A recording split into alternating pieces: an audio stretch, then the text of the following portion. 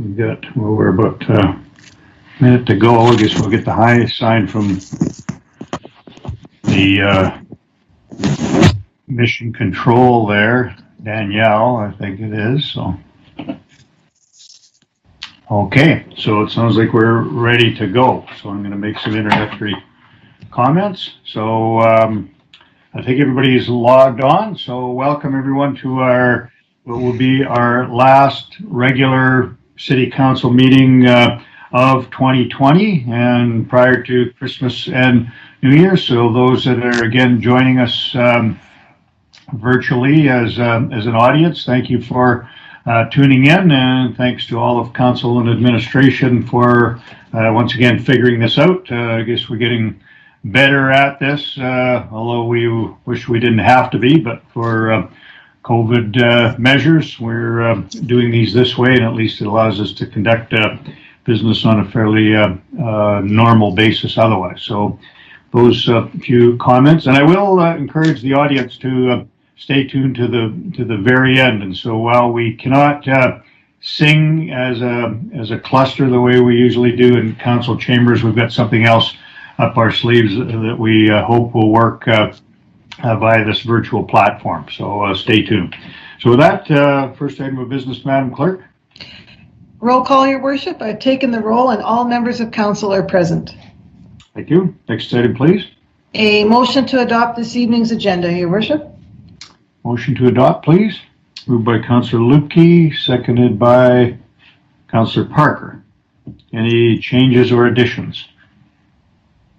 Not seeing any. I'm going to call for the question then. All those in favor? Opposed?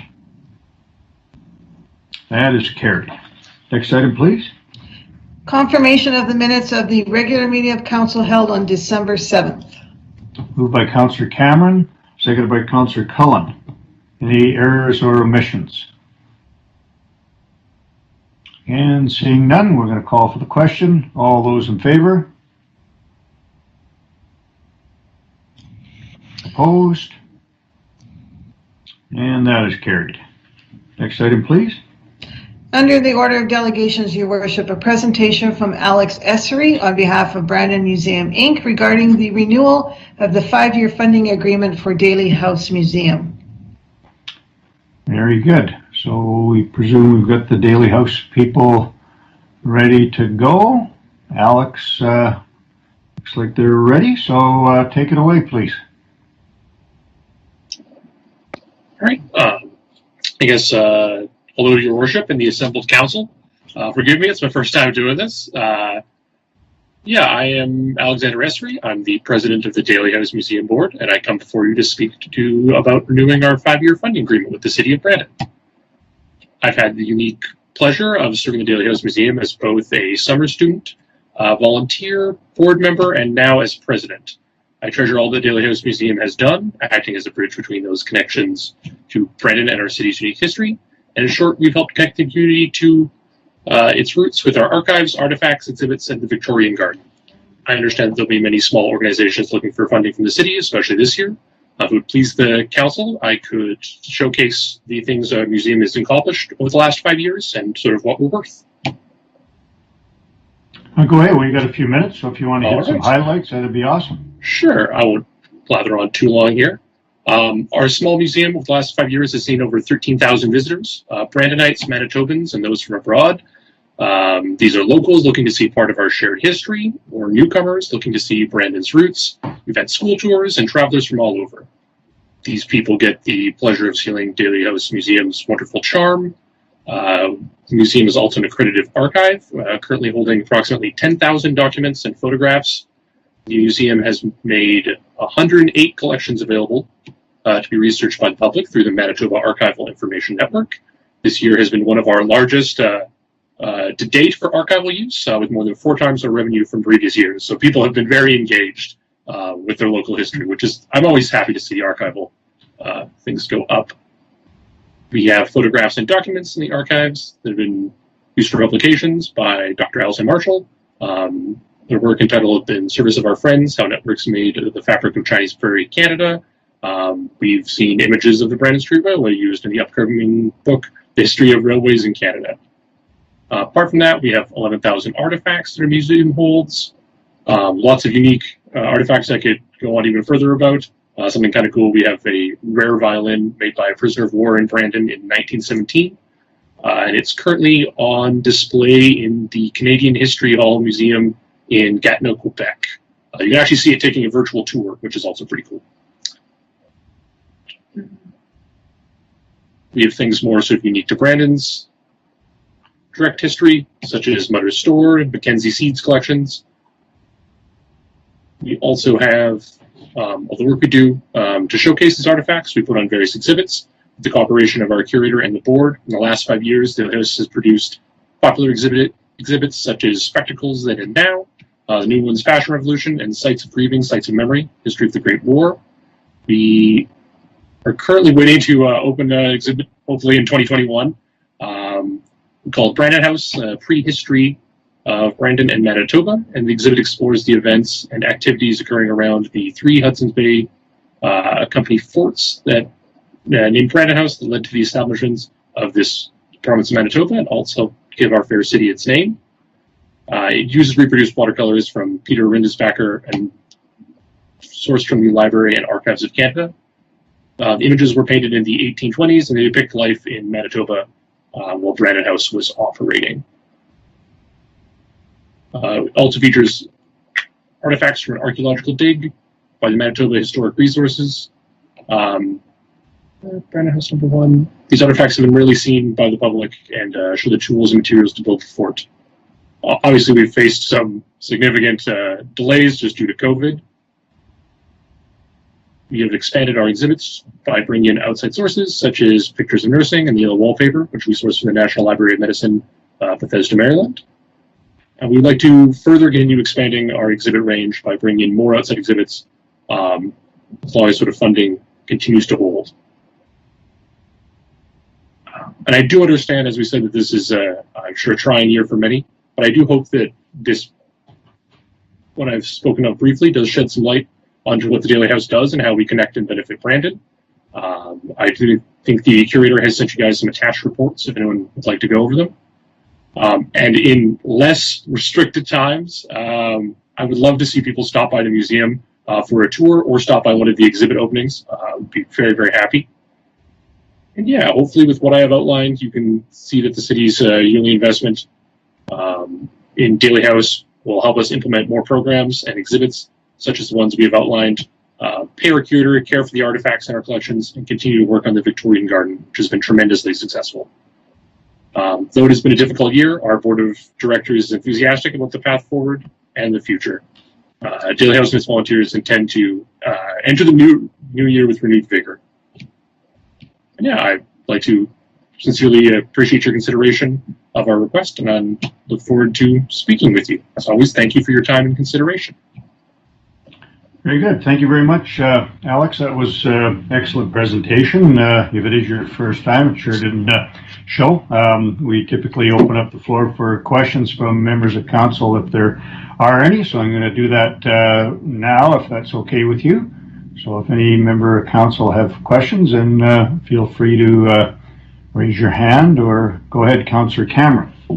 Thank you, Your Worship. Through you to Mr. Essery. Not so much a question, but just I wanted to commend the Daily House board and the staff there for some of the leadership they showed, especially early during COVID, in being able to pivot as much as possible and allowing guests to continue to attend. And then obviously when closures happened with regards to the park and parks in the city at that time, Daily House was very proactive in reaching out to myself and members of administration to ensure that they met all the COVID protocols and made sure that it was still a safe place for residents to visit. And then ultimately, when it was closed down, that they followed all the proper procedures. So, I think it's a worthwhile investment for the city, and I think it's incredibly important to continue a positive partnership, because obviously, coming out of COVID, people are going to want to go places again, and I think there's a lot of benefit in checking out what Daily House has to offer. Thank you very much for those comments. There weren't any questions. I'm not sure if there's any response from Alex on that, but I think that was just general comment. But I do have Councillor Chaboyer with the hand up, so go ahead, please. Thank you, Worship, and thank you, Alex, for the presentation. I'm probably going to ask this of the next presentation too, because there's another museum, the second museum's coming up for presentation. One committee that I'm on for City Council is the Age Friendly Committee, and we have a commitment to trying to make our city as age friendly as possible. Is your group working toward to ensure that it is age friendly and that you look at accessibility issues? Because I know that you are in an older building and there is some restrictions there, but is your group committed to even getting grants or doing the best you can to make sure that it is accessible for all citizens of the city?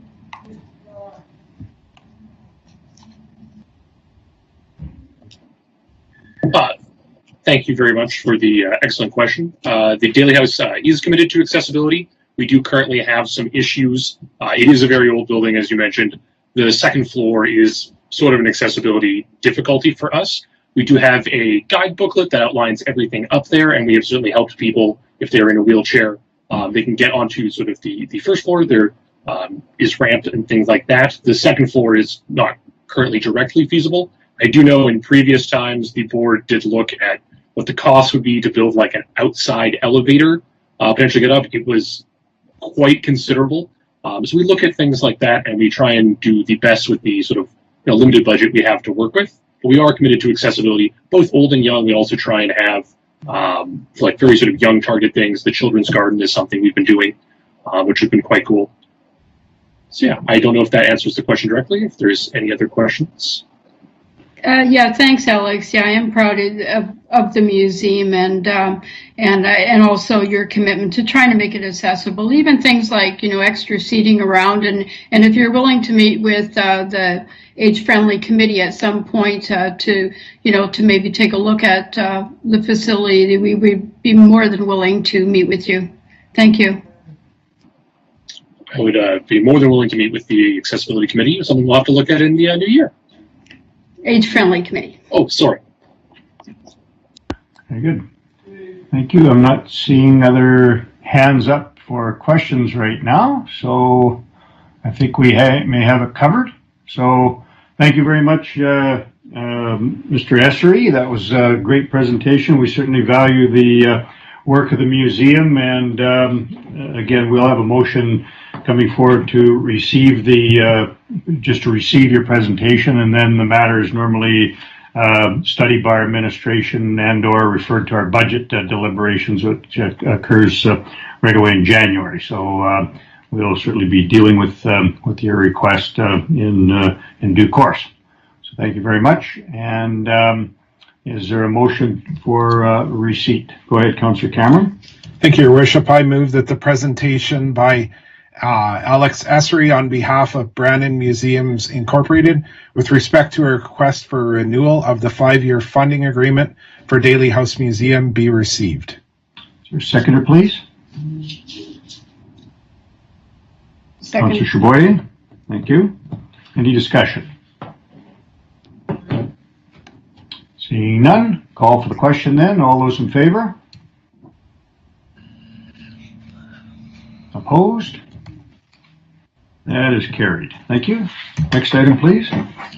We have a presentation from Barb Andrew and Ali Wilczuk from the Brandon General Museum and Archives. Very good. We're going to get our good education on museums tonight, so this is a nice grouping of these, so thank you very much. So we'll let the Brandon General Museum go ahead. Whoever's going to, looks like Ali is gearing up to present, so go ahead, please.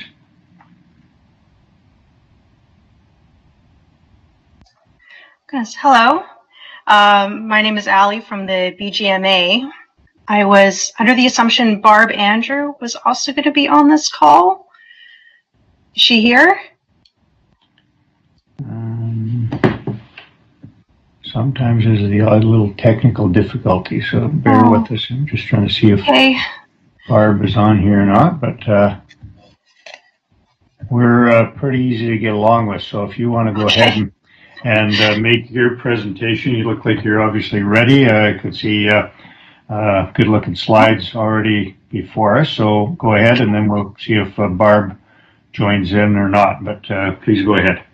Okay, Your Worship and Council, this is my first time doing this as well, so please be patient. This is just more of a general update to what the BGMA has been doing for the past year. It's been a challenging year, but we've been trying to adapt as everyone else has. I think Danielle's helping me with the slides, so if you can just go to the next slide, please. So the BGMA was closed to the public on March 14th, and we reopened again with precautions in place on July 7th. We were open for a little bit, and then, of course, we closed again on November 12th. We've been taking this time to revisit our current exhibits for updates and new additional exhibits and displays from items all in our collection, and some of this work is still ongoing. Next slide. This is one update we've done to the exhibit. This is the original City Hall furnishings. So we had the Maritime line along the wall, and skip there. And this is the update we have now. Again, there is some still stuff in the works, such as the Remarkable Women of Brandon area wall, and we're also making a little CKX Stories cabinet in the corner there, but all of this is from our collections. So we have a lot of stuff in storage, just trying to find places to get it out and to show everyone. Next slide. All right, this is one corner of the museum, and of course there's also other new permanent additions to the History Hall at the front of the museum here. Let's go next slide. There we go. So the William Hobbs Gallery has its own place near the entrance of the museum. An expanded display about early Brandon transportation and infrastructure is also being worked on. Of course, we still have the Manitoba Telephone History Collection as a big highlight since we occupy the original Manitoba Government Services building. We're also adding a display for the Prince Edward Hotel and the Mackenzie Seed Building. It's located right across the street from us, so it's a great point of view. And of course, we are also the current home to the BJ Hales Natural History Collection, which is also getting an update. So go next slide. So here, the BJ Hales Gallery is currently being renovated, and there will be additional information signage, interactive activities for not just kids, but also adults, new displays, dioramas, and specimens, skulls, fossils, and minerals that are all part of the original collection to view that have not been shown before here at the BGMA. We are also taking further measures to help preserve this 100-year-old collection by implementing regular cleaning schedules, an integrated pest management plan, repairs, and proper storage and display for the taxidermy. We'll go next slide there. So events at the museum. We were able to have a couple of in-person events hosted at the museum last winter and earlier this year. We later switched to more online content to help bring parts of the museum to the community in the safety of their homes. So I'll just show a few of those here. So public events hosted by us. So first one. There we go. So we had Dissecting Technology. This was in February. People were invited to come take apart old donated tech, and we had trivia and discussions about the history of technology and electricity in Brandon. Next one. The last Tuesdays of the month were for Taxidermy Tuesday Drawing Studios. Now, this was an open drawing studio for artists or anyone to come and visit the BJ Hales Gallery in the evening to study and draw the animals at their own pace.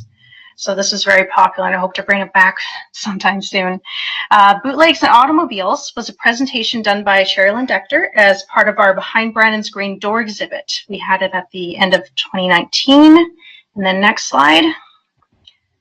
Sorry, next. Yeah, there we go. So we also partnered with the Downtown Ambassadors this summer and organized Downtown Brandon History walking tours.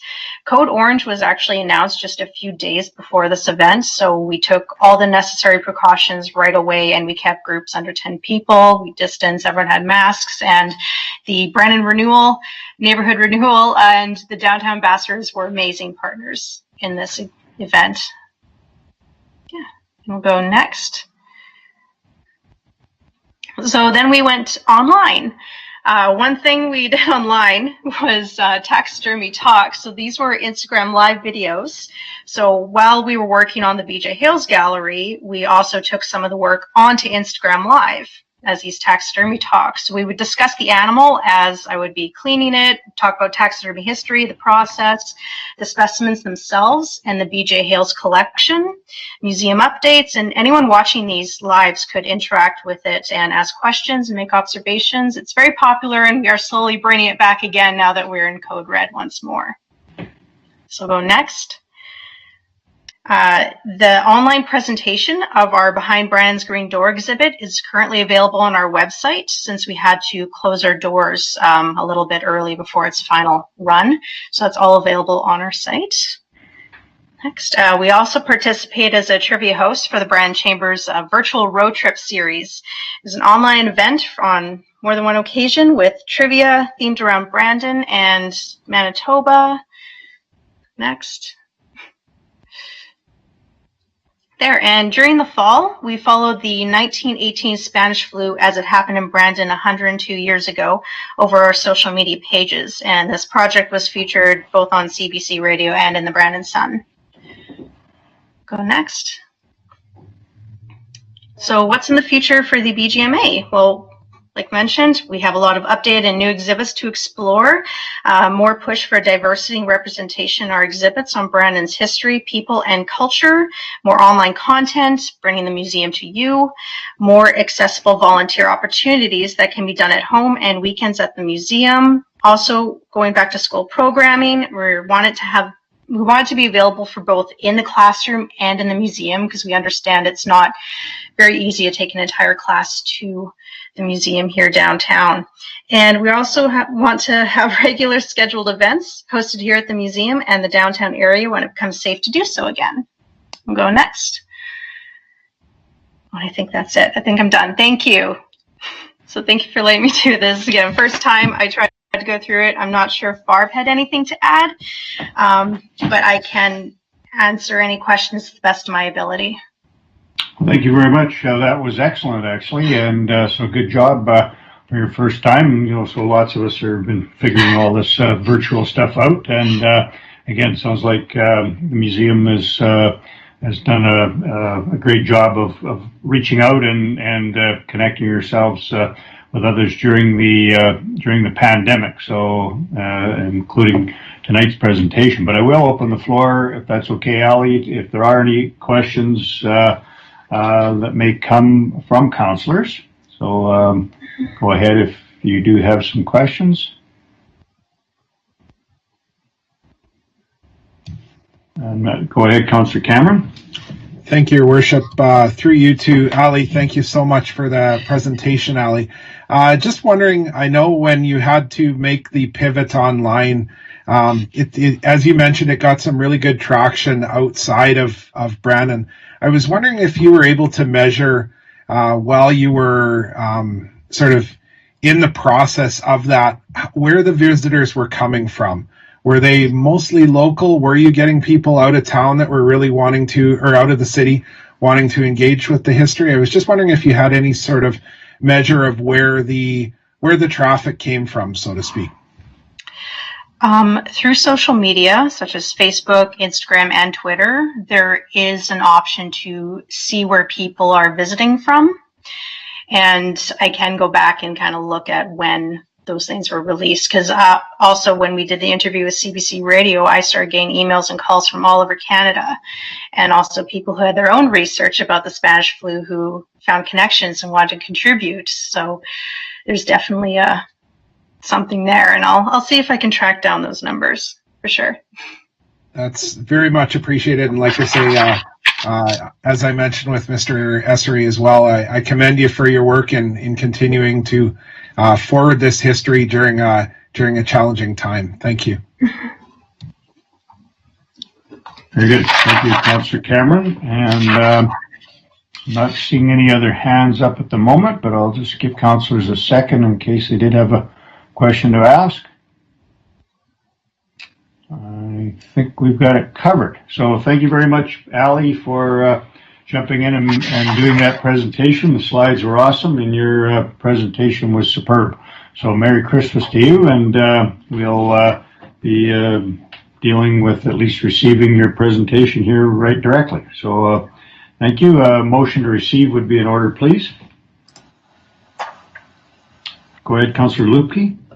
Thank you, Your Worship. I move that the presentation by Ali Wojcik with respect to an update on the Brandon General Museum and Archives be received. Thank you. Is there a seconder, please? Councillor Cameron. Any discussion on receipt?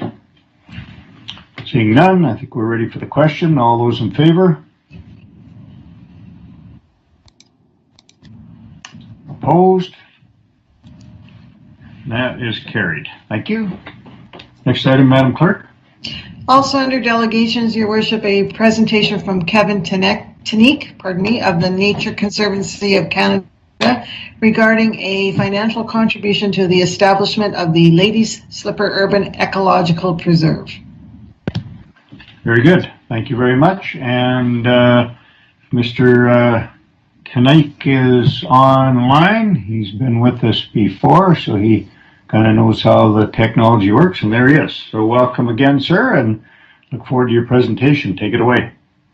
Yes, thank you, Your Worship and assembled councillors, for having me to this meeting here to make a verbal presentation seeking support from the City of Brandon to establish a small white Lady Slipper Urban Ecological Preserve. Just further by way of introduction, Kevin Tanique, I'm the Regional Vice President for Nature Conservancy Canada.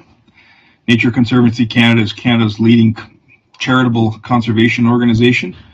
We're a well-governed, top-rated environmental charity that works in partnerships with all levels of government, foundations, industry, and private individuals that share our interest. Nature Conservancy Canada works to conserve important natural areas and biodiversity across all regions of Canada. Nature Conservancy has been active in Manitoba for nearly 50 years now and has conserved over 175,000 acres over 200 conservation projects across the province. NCC achieves success through science, securement, stewardship, and engagement with the public. Nature Conservancy Canada has been working with the current landowners of our property in the City of Brandon to create a Brandon Lady Slipper Urban Ecological Preserve.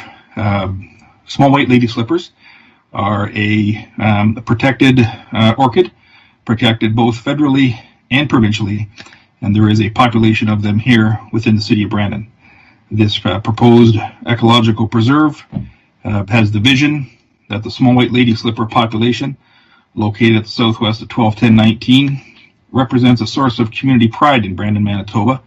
The small white lady slipper population and the mixed grass prairie ecosystem that comprises their habitat remain a viable and resilient ecosystem, and that the local community take pride in contributing to their recovery and protection. The site at the southeast corner of Brandon currently has some proposed residential developments associated with it. Our project has two elements.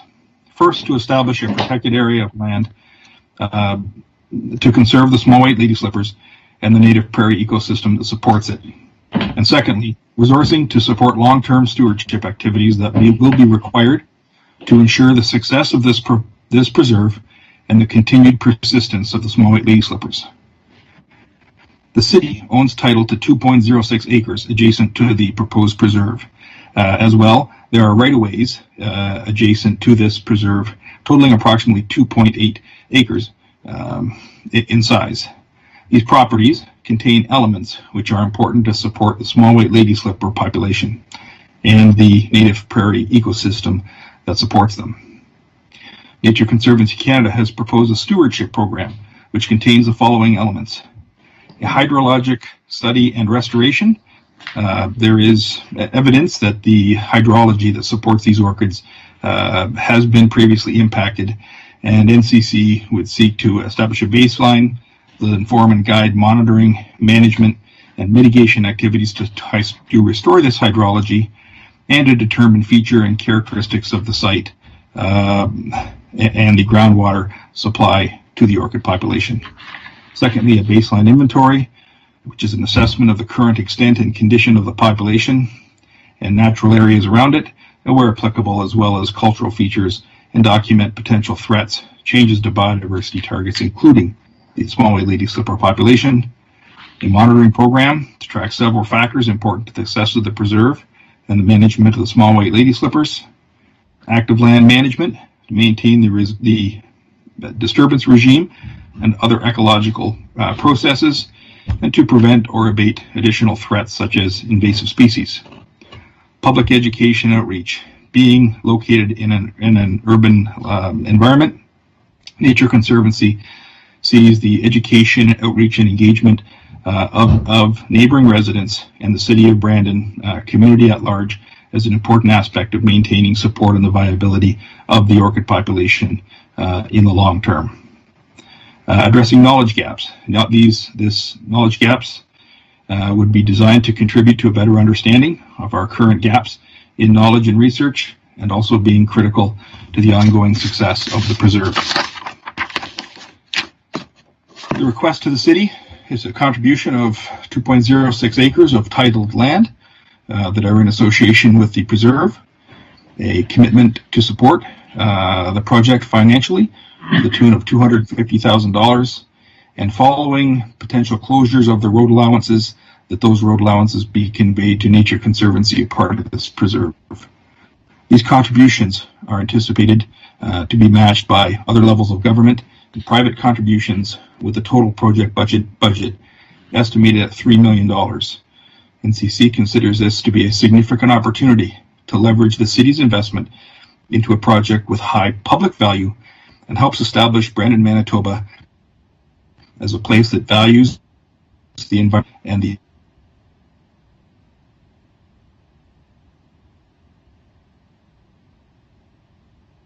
tonight, and we'll open up the floor to questions. Again, you always make a very thorough presentation, and tonight was no exception. So I will open the floor if any member of council has questions. And I'm trying to keep tabs here. I see a hand up. I'm trying to see who it is. There it is. Sorry, Councillor Cullen, then Councillor Chaboyer.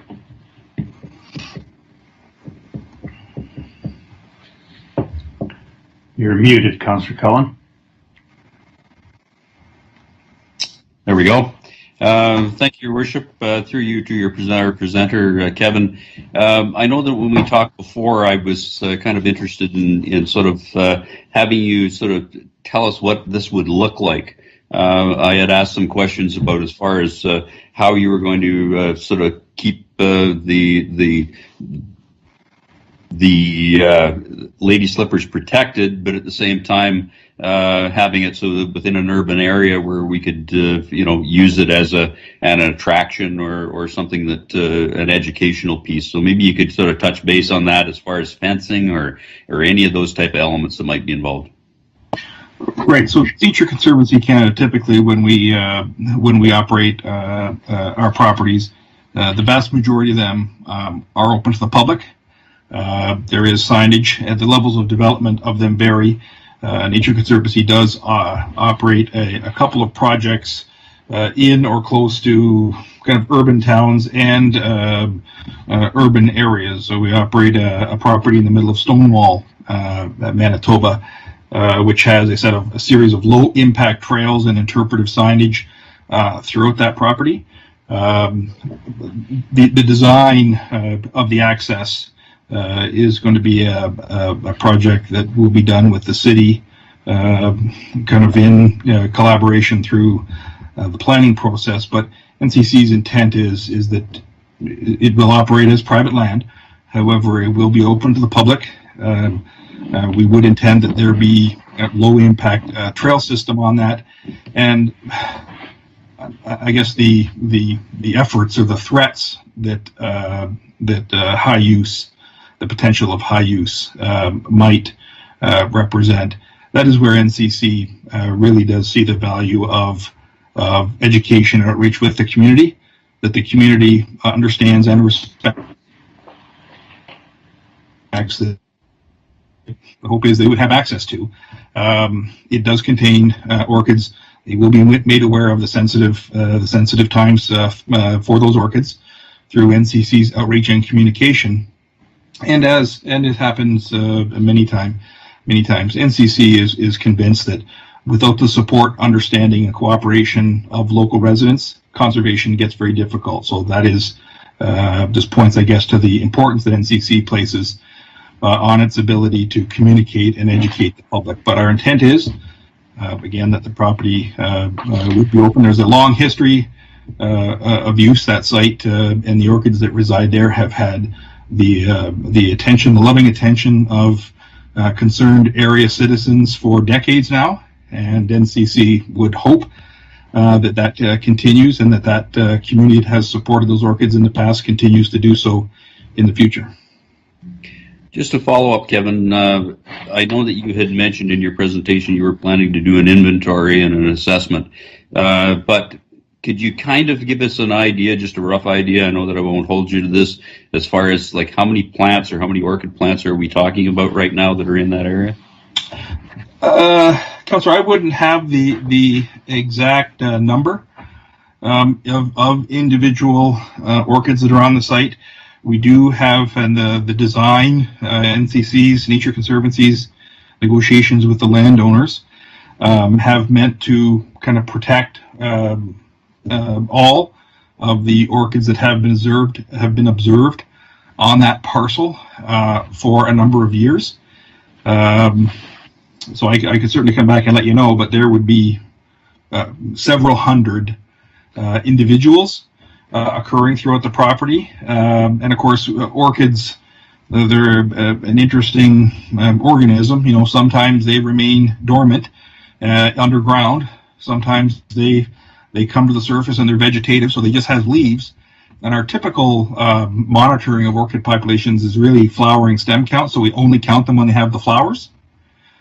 The exact, the proxy, you know, for the numbers of individuals that those flowering plants in any 1 year recognizes is a bit of an estimate. So while we understand the area that the orchids have historically been populating, our proposal includes a buffer around those to include the ones that perhaps were missed, and to include some of the native prairie. But the exact number I don't know, but it would be several hundreds of orchids. Great. Thank you. That's what I was looking for. Thank you. And Councillor Chaboyer. Thank you, Worship, through to the presenter. Kevin, I want to thank you and your organization for the commitment to preserving this endangered species. One question that's been raised to me from constituents and other people that are concerned about the orchids is your organization going to ensure that you follow all the federal rules and guidelines to ensure that this endangered species is protected? I think that's an important requirement, because if we're going to enter into this partnership to preserve something that is nationally important to the country, we want to ensure that we're doing it correctly. Yeah. Yes. So Nature Conservancy Canada has a history of assuming this responsibility of owning land with endangered species. It's our business. Nature Conservancy Canada operates in southeastern Manitoba, you know, where we own 22,000 acres of land. A significant amount of that land is populated by several different endangered species. At least two of them, being orchids: the western prairie fringed orchid and the small white lady slipper. In that landscape, as we would here, we work in collaboration and in communication with both our federal and provincial partners in conservation, and we collaborate with them, and we, NCC, operates in a way that's consistent with all levels of regulation. In fact, the proposal for the establishment of this preserve and the supporting stewardship activities, we have circulated and communicated its contents to both, and received comments from both levels of government, and we've incorporated the questions that they have had into our plan, and provided that to them again. And furthermore, as we do in other locations where we are managing properties for multiple species at risk, we anticipate that on an ongoing basis, we would be receiving input and cooperation by both our federal and provincial departments responsible for regulations that affect them. So absolutely. And it's something that we have a history in doing. Thank you. Another question that I have for you is do you have a commitment to educate the public on this? Because if you're talking about an urban green space here where the public could possibly have access to the property, how are you going to ensure that, you know, we're educating them about how important it is to preserve this plant, but also to respect the space? Yes, exactly, Councillor, and that is what our education outreach activities will be targeted. Not only providing information and educating them, but engaging the local population, engaging them by offering them a program where they can get involved in species at risk conservation. Part of the realization is that smallmate lady slippers, that orchid, it is supported by a number of ecological services provided by the ecosystem that surrounds it. Pollinator services, for example.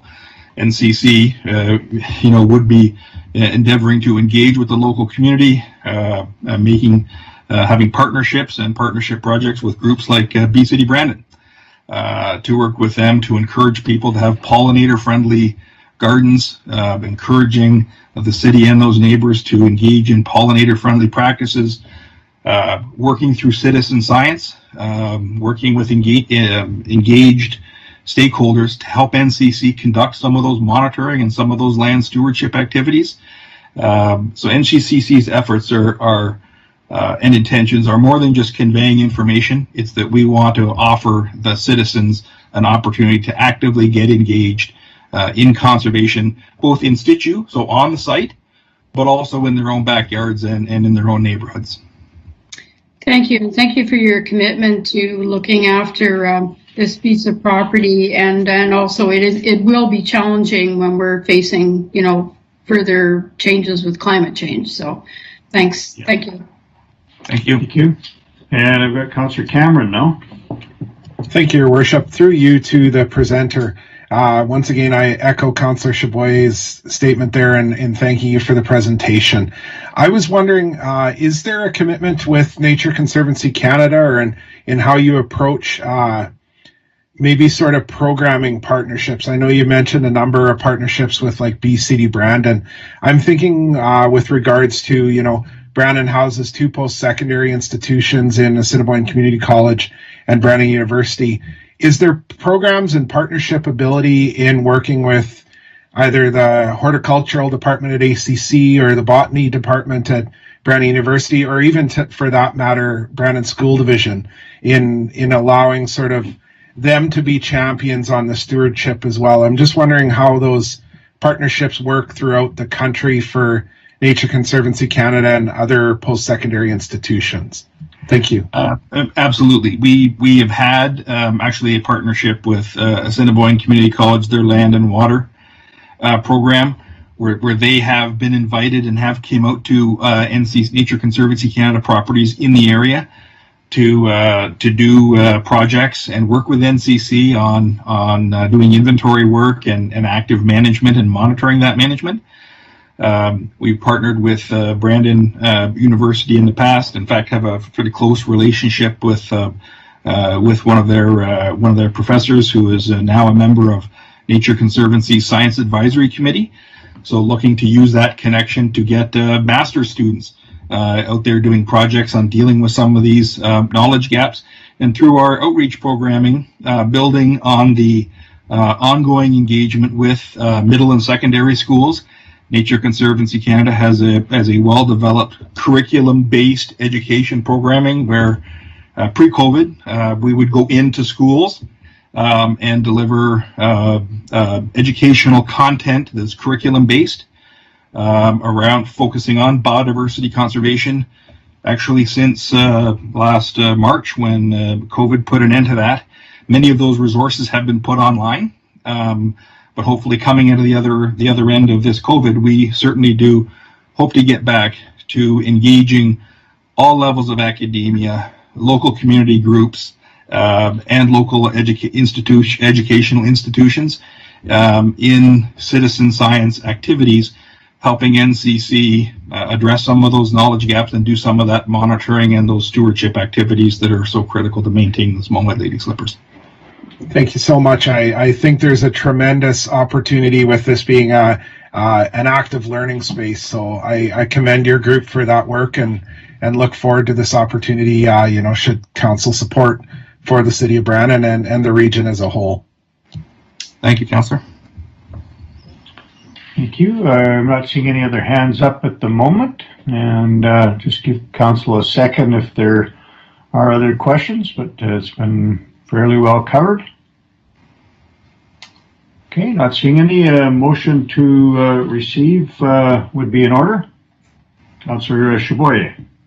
Thank you, Worship. I move that the presentation by Kevin Teneke on behalf of the Nature Conservancy Canada with respect to a request for a contribution by the City of Brandon to the establishment of a Lady Slipper Urban Ecological Preserve be received, and that the matter of the financial contribution be deferred to the 2021 budget deliberations for discussion. Thank you. Seconder, please. Councillor Cameron. Thank you. Any discussion on this motion? Seeing none, call for the question then. All those in favor? Opposed? That is carried. Thank you very much, Kevin. Excellent presentation, and we look forward to additional. We do have a committee of the whole report shortly on our agenda, almost next, and a portion of it will be dealt with at that time as well. So thank you very much, but you can stay tuned and see how that comes out. Thank you, Your Worship and Council. Thank you. Next item, Madam Clerk. The order of committee reports, Your Worship, and there is a committee of the whole report from the meeting held earlier this evening that I could read out if you'd like. That would be great, please. So I would just advise that City Council had met in a closed committee of the whole meeting earlier this evening to consider reports from the Director of Planning and Building with respect to a number of land transactions whereby several recommendations were made and agreed upon by City Council that will be presented in open session. Thank you. And okay, so we do have some motions coming out of that meeting. Would somebody like to present that? Councillor Cameron, go ahead. Thank you, Your Worship. I have a couple of motions here I'll present. First of all, I move that the... If I may interrupt, sorry, Your Worship, sorry? we need to accept the committee of the whole report first. I'm sorry about that. We'd like to move the adoption of the committee of the whole report. Councillor Lukey, and seconded by Councillor Cullen. Thank you. I call for the question on the adoption of the report. All those in favor? Opposed? That is carried. Now we're back to the specific motions. Is that right, Madam Clerk? That is correct, Your Worship. Sorry. Okay, go ahead, Councillor Cameron. Thank you, Your Worship. I have a couple of motions as mentioned. I move that a portion of Parcel C directly north of Parcel A and B, Plan 48739 BLTO, as shown in red on Attachment A of the report of the Director of Planning, be reclassified under land inventory listing for from fully developed to surplus land, non-developable. Seconder, please.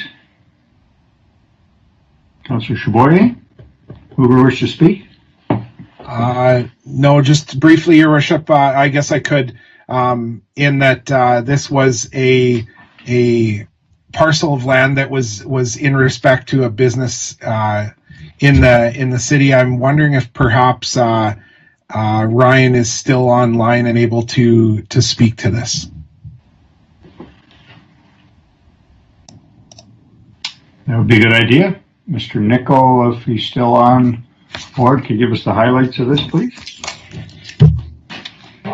Yeah, through your worship to council. So the first item here at 22 on 20th Street was regarding a partial land swap. and the intent of that was to extend 20th Street through, which would provide frontage on a future city property to the east, while allowing the current property owner, Halo Holdings Limited, to expand a new business to the west. So by working together to make this move forward, it's a win-win where the city gets frontage on a future property and the current property owner has more flexibility to move forward with development plans for their new business on their property. Thank you. Thank you. Any questions of Mr. Nickel or of the process? Again, this was dealt with under a committee of the whole closed session, just for the audience's consideration. We do that with property matters to respect privacy and confidentiality. So that's the reason we've had the prior discussion, and now we do any actions we do take have to be done so in open council. So that's what we're doing at this point. So if there's not any further discussion, I think we're ready for the question on this portion of the motion. All those in favor? Opposed? That is carried. And again with Councillor Cameron.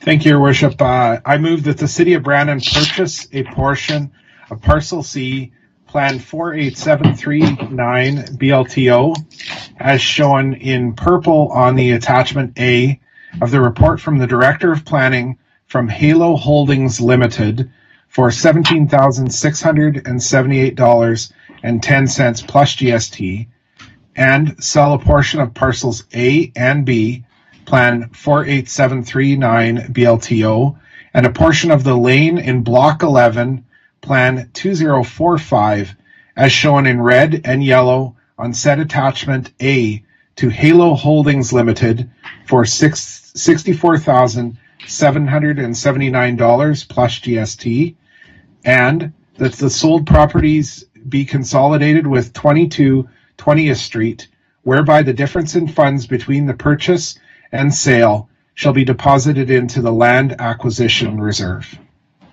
Thank you. Again, is there a seconder for that, please? Councillor Cullen. Thank you. Again, whoever wishes to speak, although again, Mr. Nickel did briefly discuss or explain this whole thing, but if you had anything to add, Councillor Cameron, that would be fine. Just basically, this closes the loop from Mr. Nickel's presentation. Thank you very much. If there are not any further questions, again, I think we're ready for the question. All those in favor? Opposed? That is carried. Thank you. And next portion of this, again, is yours, Councillor Cameron. Go ahead. Thank you, Your Worship. I move that the City of Brandon sell the north-south part of the lane in Block 11, Plan 2045, as shown on blue on Attachment A of the report of the Director of Planning, to Don Thompson and Eileen Thompson for $4,635 plus GST, and that the property be consolidated with 25 21st Street, whereby the funds received from the sale shall be deposited into the land acquisition reserve. Thank you. Seconder, please. Councillor Lupke. Thank you. Again, we could probably have Mr. Nickel come back to explain this one as well. Thank you, Worship. Through you to Council, this is tied a little bit to the first one. It's the other portion of the lane running north-south. And the request here is that it would be the homeowner just to expand their yard space. So it's a cleanup that goes nicely with the other one, and the price is the same. Thank you. Thank you very much. Any questions from Council of either Mr. Nickel or Councillor Cameron? Seeing none, again, I think we're ready for the question. All those in favor? Opposed? That is carried. Thank you. And the final, well, not the final portion, another portion of this particular committee of the whole meeting, I believe Councillor Fawcett.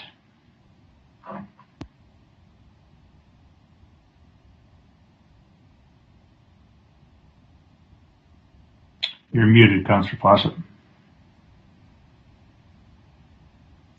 There we go. How's that? Yep.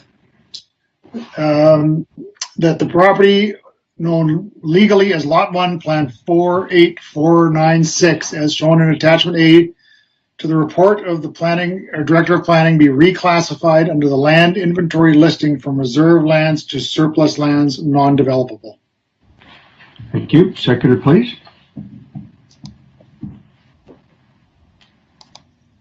For a second here. Sorry, Councillor Cameron. Again, we'll probably have Mr. Nicol come back and explain this one as well. A lot of property matters tonight. Go ahead, please, Ryan. Thank you, Your Worship. Through you to Council. This item here is to the west of the existing Glendale Mobile Homes Park. There's been significant news about that area further to the south and the homes of owners in that park and the transition of their homes where they're not using the hydro right of way for access. So although this certainly doesn't fix that challenge or in any way make it that much easier for the residents, it is a way that the city can play a role in helping that area move forward and still provide housing for residents of the city of Brandon, which will allow that road that will shift onto the property owner's property to loop around and provide a connection which will meet city standards for emergency access as well as garbage pickup. A few of the details that are part of this is there is an option to purchase to ensure the property owner goes through and develops that portion of property for its intended purpose.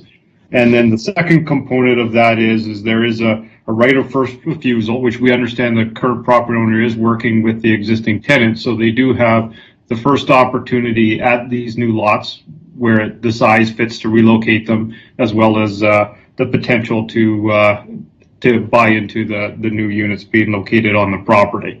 The final detail here is that due to the property's location, the only potential future property owner to develop this property is the owner of Glendale Mobile Home Parks to the east, because there is no public road with services and any other way to access this, and no other property owner. That's the only opportunity to see this property move forward and develop. So by the city moving, if the city chooses to move forward with the transaction here, it will facilitate some new development opportunities that would not otherwise be possible on the property. Thank you. Thank you, Mr. Nicol. Any questions of Ryan or Councillor Fawcett on this matter? Not seeing any, so I think we're ready for the question on this portion. All those in favor? Opposed? That is carried. And the balance of that, Councillor Fawcett?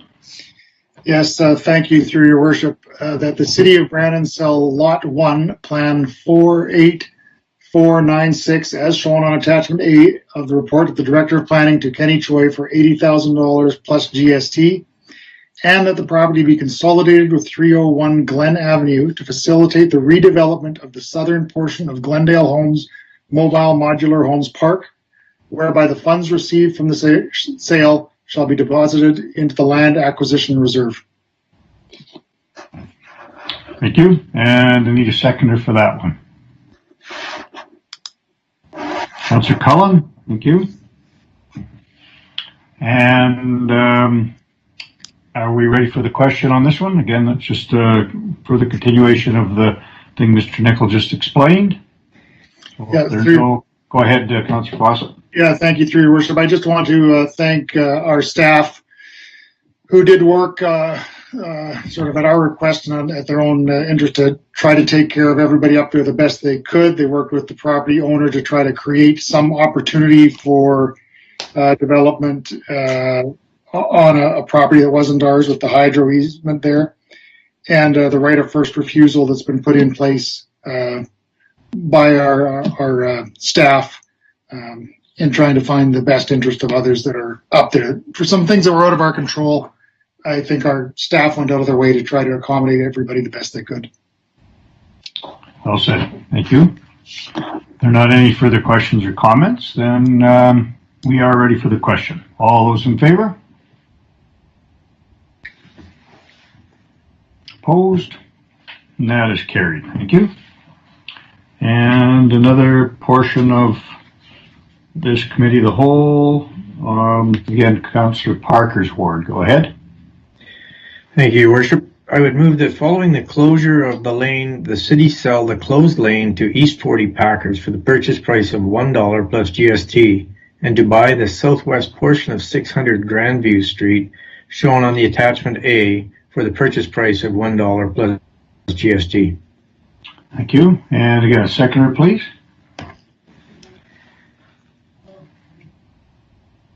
Councillor Fawcett, thank you.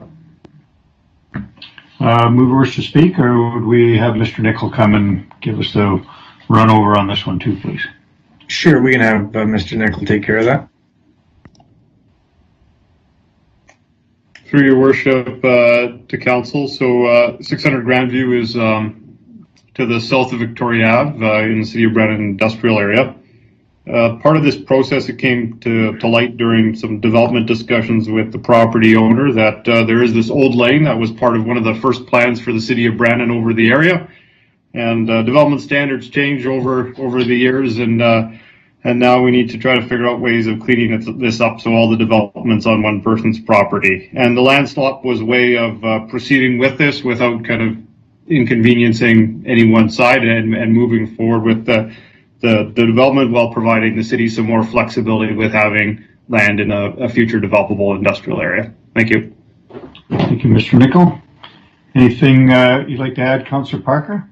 Nope, I think very succinctly put by Mr. Nickel. Very good. Are there any further questions on the part of council? Seeing none, I think we're ready for the question. All those in favor? Opposed?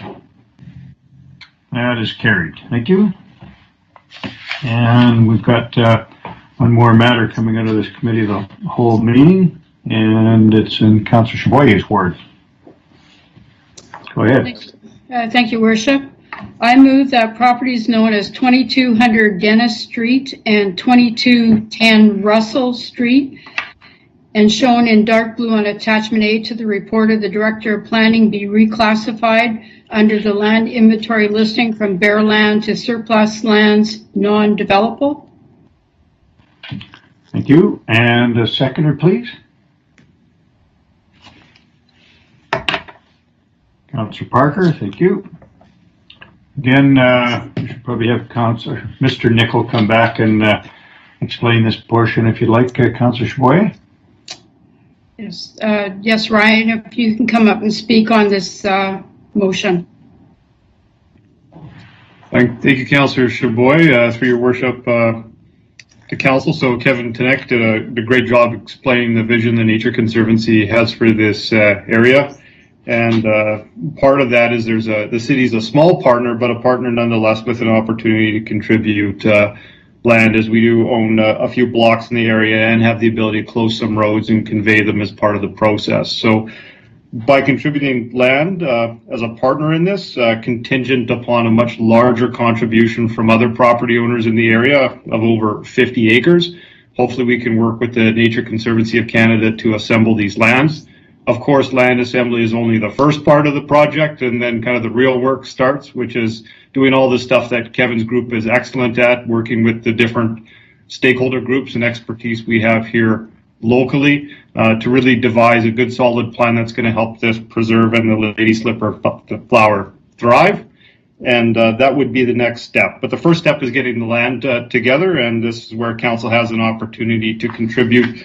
I think Kevin said it was about 6 hectares in total, including the land and the lanes, not developable lands, but certainly not without value. It has value from an environmental perspective and a chance for the city to show some leadership to make this happen. Thank you. Thank you, Mr. Nickel. Are there any questions of Mr. Nickel or the ward councillor at this point? And not seeing any, I think we're ready for the question on this. All those in favor? Opposed? That is carried. The second portion, Councillor Chaboyer. Thank you, Worship. I move that the following closure of streets and lanes shown on attachment A to the report of the Director of Planning, the city donate the following properties to the Nature Conservancy of Canada to establish a nature preserve for the protection of the endangered small white lady slipper flowers as listed. And further, that the donation be contingent upon the Nature Conservancy of Canada acquiring the 51.3 acre balance of the lands as shown on attachment A. Thank you. And a seconder, please. Councillor Fawcett, thank you. Can the mover wish to speak? Mr. Nicholas explained the whole thing, but you go ahead. Yes, Your Worship. As being a councillor for over 10 years, this issue has been raised by many constituents and citizens of our city to preserve the lady slippers in this area. It's always raised concerns when there were so many areas developed there, and so it's nice to see that our planning department and the Nature Conservancy of Canada are working together to acquire this land. It's nice to see this commitment coming forward, and I think it'll be important legacy for all the citizens and for future generations to enjoy this space, because it is also going to be a substantial green space that's going to be available to families, and I'm sure that we do have a number of citizens that are committed to following the standards to ensure that we will protect this plant and ensure that it is followed through all the guidelines that we're aware of. And so I hope that council will support the donation of this property. It's a big plus. You know, I was always concerned over the years that this land would get plowed over and we would lose this endangered species. And so we can't renege on our commitment to preserve this plant. So I hope council will support this motion. Thanks, Councillor Chboye. Are there any other discussion or questions or comments before we ask for the question? Not seeing any, I will call the question. All those in favor? Opposed? That is carried. Thank you. Thank you. And Madam Clerk, I believe that was the end of the issues on the committee of the whole report, if I'm not mistaken. That is correct, Your Worship. Thank you. Then next item, please. A verbal report from the Poverty Committee, Your Worship. Councillor Lupke. Thank you, Your Worship. Poverty Committee met on Tuesday, December the 8th. One of our points of discussion talked about continuing to assist the Brandon Neighborhood Renewal Corporation in whatever way possible for their rapid housing initiative of a triage center in downtown Brandon to do with vulnerable people and identifying ways to help them and possibly some ways to give them some temporary roofs over their heads. We also talked about some 2021 initiatives for the Poverty Committee.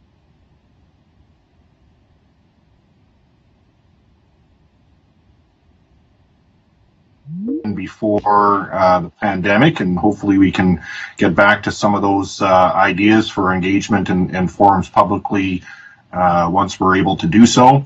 And also the Community Impact Strategy and Community Indicator Survey being spearheaded by the United Way Brandon and District. Also understand that BNRC has converted their makerspace to act as a daytime drop-in for the Samaritan House users to fill the gap while Samaritan House continues their renovations during the day. So certainly some appreciation for the BNRC in taking that initiative and helping out one of their partners. And we also talked about several of the holiday season initiatives taking place in our community. And just from a personal standpoint, it was great to see the outpouring of support from our community for Samaritan House drive-through drop-off, the United Way Holiday Hamper Project, Helping Hands, the Prairie Oasis Meals on Wheels, the Everyone Eats Brandon Christmas Dinner Program, and I'm sure there's lots of other initiatives that are getting tremendous support this month, and certainly kudos to everyone in our community that's stepped up to contribute, especially in these difficult times. Thank you very much. Any questions of Councillor Lupke or the other members of the Poverty Committee on that report and the good work going on in that committee? Not seeing any, so well covered. Thank you very much, Councillor Lupke. And the next one, Madam Clerk. A verbal report from the Age Friendly Committee, Your Worship. And Councillor Chaboy, I presume? Yeah, thank you, Your Worship. The Age Friendly Committee met on December 15th. We had a presentation from Brandon University fourth year nursing students, Grace Adesola and Effie Ioli. They did an evaluation of the Age Friendly phone info line that we just started working on. They worked in collaboration with Susan Boychuk, who's a member of our committee. They provided a lot of useful information and data that will help us as we continue to make Brandon more inclusive and age-friendly. Some interesting data that they revealed: in 2006, there was 11% of world population is over the age of 60. In the next 30 years, it's going to be 22%. So the numbers are going to double in the next 30 years. So it's growing higher than younger people. So that's why it's important that Brandon and our community develop innovative plans to adapt to this change. We must ensure that services and structures will be accessible and available to community members regardless of their age. Also, we must engage and promote participation in our community events and encourage healthy, active aging. So one way of communicating this is through our info line. During phone conversations that Grace and Effie had with seniors in Brandon, they shared their frustration and social isolation because of the ongoing COVID-19 pandemic, and that they can't be as active as usual. Currently, our phone line is running through the Seniors for Seniors, and most seniors are getting their information from them or from Prairie Oasis, but they did find that the age-friendly phone line is useful tool to connecting them to programs and activities. Their report also highlighted that we need to publicize it more, and you probably noticed that we've been running quite a few ads in the media, and you're going to see more of that too. So I would like to thank these researchers from the university and from Susan for the report, and to remind Council that social inclusion is so important more than ever this year, and that if any citizens are out there listening to this report, that you consider reaching out to people that are being socially isolated right now during COVID. And a lot of that is the senior population. And so a phone call, a note under a door, anything like that can help so much in any way you can help. Committee members also met with the city manager and director of planning to promote our committee. And we want to ensure that we're being proactive and in front of the services and amenities that we develop as a city, instead of being reactive after the fact. So you're going to see more and more that we're meeting with more of the department directors in working on establishing this relationship. We also had quite a few vacancies come up, and I think it's because of COVID that some of the citizens decided to resign from the committee, but two of them decided to come back on, realizing all the important work we have to do. So I'd like to reach out to the community and ask people if they would like to join our committee. I know that there's a lot of retirees out there, and if you want to ensure that Brandon is age-friendly and inclusive, just contact City Hall and become part of our committee, because it is definitely active, and we have a pretty good strat plan, and that we will bring forward to council again as we prioritize 2021. And I also like to remind everyone that the Snow Angels program is up and running. As we see more snow, there might be citizens that would require this service and would like the snow removed on their sidewalks, and or else those that might want to volunteer and help folks out. So that's my report for today. Thank you very much, Councillor Chaboyer. Very thorough on a couple of points there. First of all, the Snow Angels may get pressed into service sooner than you think. We're supposed to be getting a whack of snow in the next day or so. And then also very good comment about reaching out to others at this point in time in the pandemic. It's certainly going to be a very different Christmas for almost everyone, but especially those that might be living alone or a couple by themselves and the like. So the more that people can connect with people, the better off we all are. So thanks for reminding us of that, Councillor Chaboyer. And any questions of Councillor Chaboyer on the age-friendly report?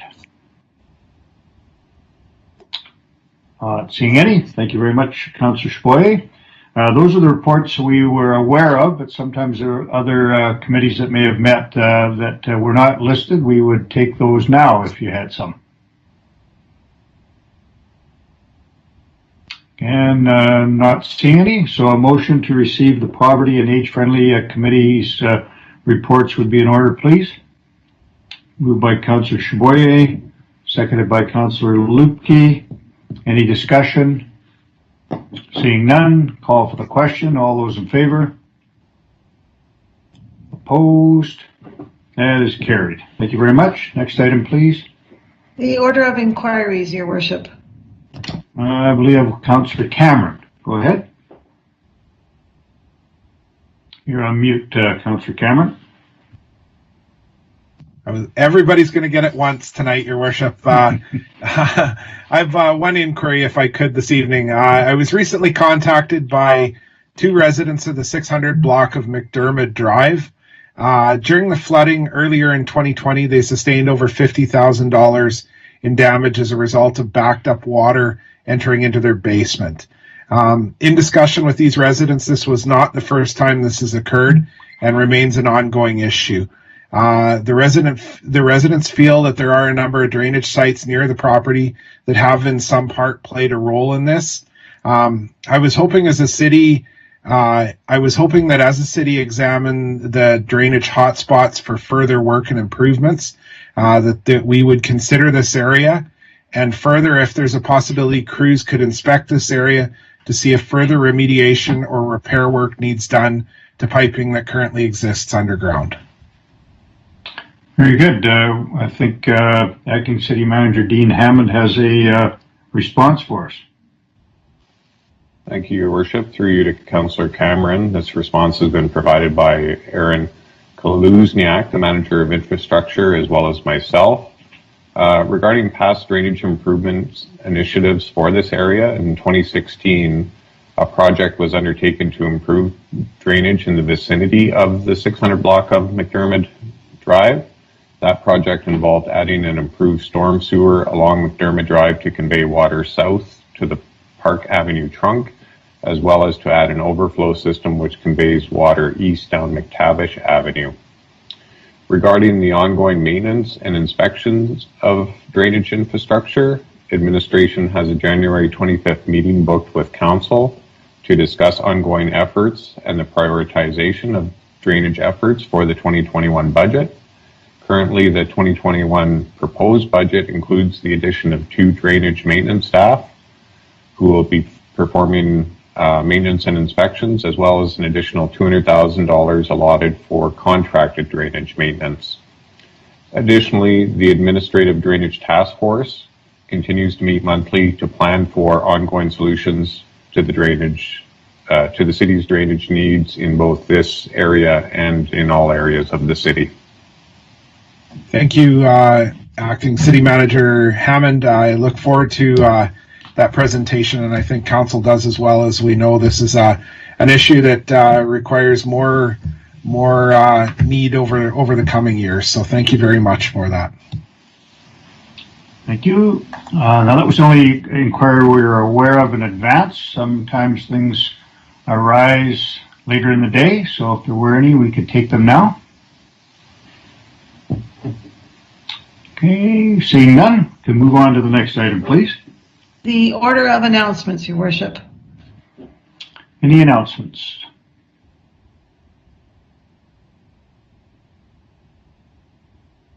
Again, I'm not seeing any. This isn't the greatest forum. Oh, Councillor Cameron, I think. Go ahead. Thank you, Your Worship. Just wanted to send a kudos out to all the volunteers over the past week and a bit who have put in a heroic amount of time in getting a number of the ice rinks ready to go for the holiday season, and just sort of an announcement on that fact as well. is that residents are to still remain, practice good physical distancing as much as possible as you can on a rink, and follow public health guidelines.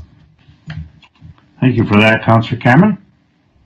And of course, those will be very much welcomed in the holiday season. People are definitely yearning for the things to do in our winter wonderland here. So thanks for highlighting that to Councillor Cameron.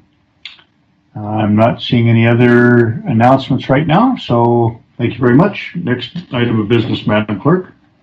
Under the order of general business, Your Worship, the 2021 City of Brandon interim budget. Councillor Fawcett.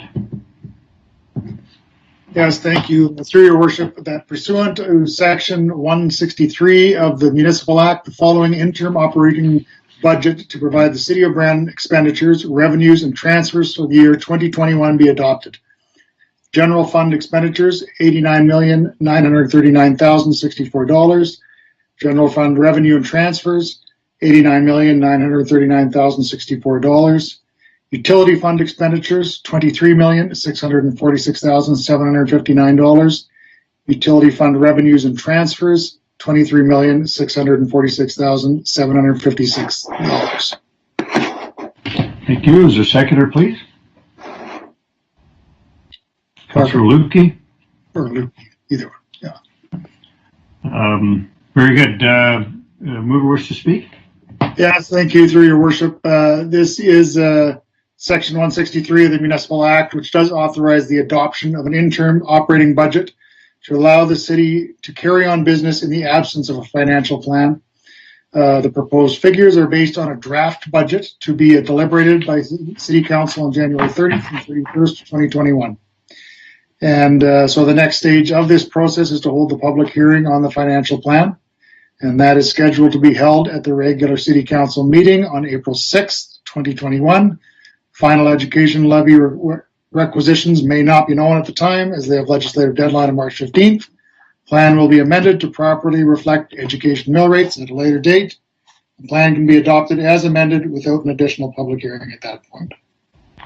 And this is an annual piece. We always have to have something before we have our budget. Yeah, otherwise we couldn't operate. What we heard in the United States, they just passed a motion in the 11th hour. Otherwise the government shuts down. Well, we certainly don't like to follow that practice, so we're well ahead of the situation. And I will add to the explanation that Councillor Fawcett provided. Of course, Council will be thoroughly deliberating the budget at the end of January. As always, we will be finding a way to invite public feedback and commentary about the budget earlier in January. And then, of course, our budget deliberations are always open to the public. We don't know what that looks like quite yet, whether that'll also be virtual or some other means. So stay tuned on that. Any discussion on the interim budget? Councillor Lukey? Hey, Your Worship, just a minor correction, and I believe our deliberation dates are January 29th and 30th. If I'm not mistaken. I believe it was the 30th and 31st, perhaps, for Councillor Fawcett, but just so in case anybody was marking those down on their calendars. Appreciate that. Thank you. Any other discussion on the interim budget motion? Not seeing any others, so call for the question then. All those in favor? Opposed? That is carried. Thank you. Next item, please. Is the appointment of the chair and vice chair to the Brandon Police Board. Thank you. Who would like to make that motion for us here? Sorry, I'm having a hard time seeing all of the participants on my... Councillor Sean Berry, please. Yes. Thank you, Worship. I move that in accordance with the City of Brandon bylaw number 7041, the following appointments as chair and vice chair of the Brandon Police Board be and are hereby made with the terms of office to expire December 31st, 2021. Mark Casavant as chair and Deb Arpin as vice chair. Thank you. There's a seconder for that, please.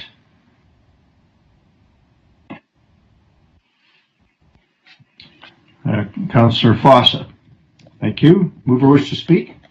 Just real briefly, Your Worship, at our last regular board meeting of the Brandon Police Board, these two individuals were nominated. Mark and Deb were both in these positions last year as well, and they have agreed to stay on for the year, both doing an excellent job, as well as the other members of the Brandon Police Board. So we're just bringing this forth now for council consent.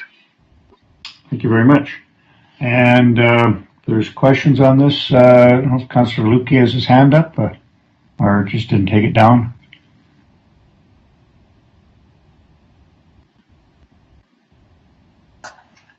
No, I'm good, Your Worship. Okay, sorry. Thank you. Any other questions before we call the question?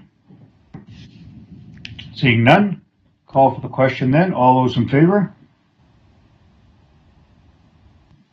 Opposed? That is carried. Thank you. Next item, please.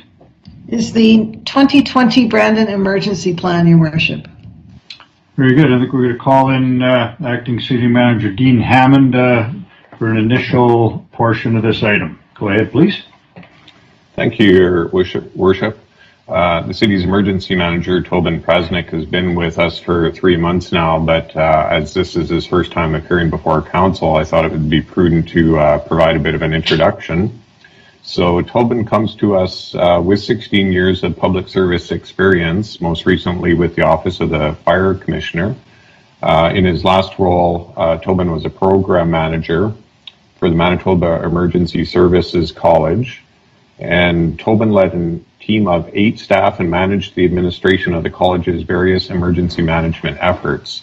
Tobin's prior role also had him overseeing certification and accreditation processes for the college's many programs. Tobin is also heavily involved in the Manitoba Canada Task Force 4 Heavy Urban Search and Rescue Program as a team manager, task force leader. Tobin has spent many days and nights in the field leading or being involved with many emergency situations. Tobin also sits on many related provincial and federal committees related to emergency management, and he holds many certifications related to such. Tobin also holds a Bachelor of Science degree in Fire Science with a Business Administration minor from Lake Superior State University, as well as a certificate in Public Sector Management from the University of Manitoba. And as I mentioned, I've had the pleasure of working with Tobin for 3 months now. Tobin came to us in the middle of an emergency response, namely the COVID response. So we do meet weekly as a team, and Tobin has been doing a great job of leading us through our response and those efforts. So we're very happy to have Tobin on board with us. Very good, Dean. That's a great introduction. So we'll bring Tobin on now to present our annual adoption of the emergency plan. Hey, good evening, Your Worship and Council. Thank you for the opportunity. Thanks for the introduction, Dean. Really appreciate it. So in front of you is the Brandon Emergency Plan that is required under the Emergency Measures Act, as well as local authorities' emergency planning and preparedness regulation that requires our municipality to annually submit our emergency management program an emergency plan to Manitoba Emergency Measures Organization. So this is annual requirement.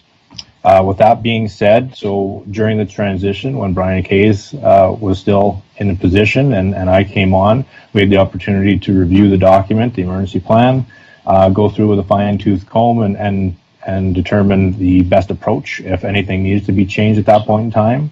And then we also had the deputy emergency coordinators review the Brandon emergency plan as well. So after these reviews, it was determined based on previous incidents that the city has gone through and the emergency response control group was activated through the EOC, as well as our current emergency with COVID. We deemed that there's no necessary changes at this time. It's an opportunity for me to work with the plan, work with all the partners within the city, as well as the emergency response group and BEST, the Brandon Emergency Support Team, with all of our industry partners, and again, take the opportunity to work with them and align the plan and make sure that it is still meeting all the requirements. Thank you very much, Tobin. We'll open up the floor for questions. Again, this is a bit of a housekeeping matter, as he indicated, an annual requirement, but on the other hand, it's a very significant document, a very important piece of our operation, and certainly we've had very significant reminders of that this year. In fact, the Emergency Operations Center opened, I believe, about the 12th of March and has yet to close for this entire year, so the longest continuous emergency operation, I suspect, in our history. And in the middle of that, we had to spin out another one with the flooding threat about the 1st of July. So we're really operating two emergencies simultaneously at one point this year. So we would open the floor if there are any questions.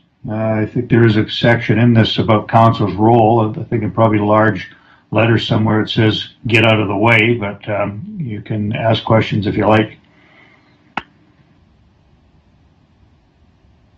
I'm not seeing any hands. Again, I think Councillor quite familiar with this particular document, and then given the fact that Tobin has indicated there aren't any changes required this year, it makes it fairly straightforward. So if there are not, I would thank Tobin for joining us tonight, and I would join Dean in sort of again more officially welcoming aboard. I have the privilege of sitting with the EOC group weekly as well, and working with Tobin quite closely. No offense, I would just assume we didn't have to, but in the meantime we do. And he did have big shoes to fill from Mr. Brian Kays that retired, but is doing a fabulous job. He's just fit right in very well. Of course, comes with a great professional background, as Dean has indicated, so he was really able to just pick up the ball, and it's been a very seamless transition. So we're quite fortunate to be able to do so in this very important area. So thank you very much, Tobin. And so without further ado, then, I would ask for a motion to adopt our emergency plan. Councillor Fawcett, go ahead. There we go. I didn't speak before doing that. Yeah, thank you, through your worship, that the Brandon Emergency Plan dated December 2020 be adopted. Thank you. Seconder, please. Councillor Chaboyer, who wishes to speak? Through your worship, I think we covered everything quite well there, and it is one of those things that it's great that we have it in place. We never want to use it, and yet we frequently do. Right there. If there are not further discussion or questions, then I think we are ready for the question. All those in favor? Opposed? And that is carried. Thank you very much, and thank you, Tobin, and season's greetings to you and your family. Next item, please. Is the appointment to the Provincial Municipal Justice Advisory Committee, your worship?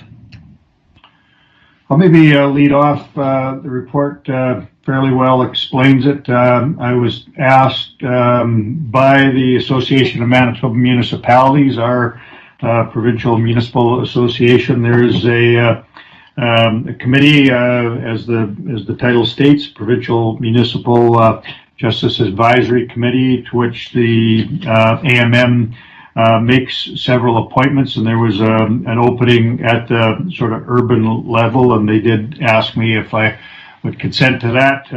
I've not sat on the AMM board or the executive, although I've been asked to. I believe my strongest responsibility right here in Brandon, and we've got a very busy municipality, so there's kind of a lot to do, but I do kind of pick my spots with respect to AMM and highly support them. And I did take a term as chair of the city's caucus a few years back, and I do participate on little short-term committees, and so this is one that wasn't extremely onerous, and I've had a fair bit of involvement in justice matters, and I thought I might have something to contribute. But they do ask that the council of any appointment do officially approve of that, so it's before our council to do so, and so motion to that effect would be in order. I see Councillor Cullen's hands up. Is he wanting to make that motion?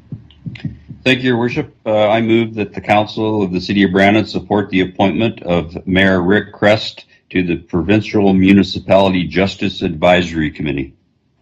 Thank you. Seconder, please. Councillor Fawcett. Whoever wishes to speak? No, I think you've covered it well, Your Worship. Anybody wish to speak or ask questions? I will say I'm not hugely knowledgeable about this, other than the report that's been provided to me is the same one been provided to council, so it's fairly straightforward there. Councillor Fawcett. Yes, thank you, through your worship. You know this individual. Do you think he's competent enough to do this? I don't know. I'm Yeah, going to say that's probably the best we can do. Thanks for that. All good. Okay. It would sound like before we digress any further that we're ready for the question. All those in favor? Opposed? That is carried. Thank you very much. Next item, please. Purchase of culvert materials for the 2nd Street outfall, Your Worship. Now, depending on what side of the line it's on, this might be in Councillor Desjardins' ward, I suspect, but anybody could make this motion.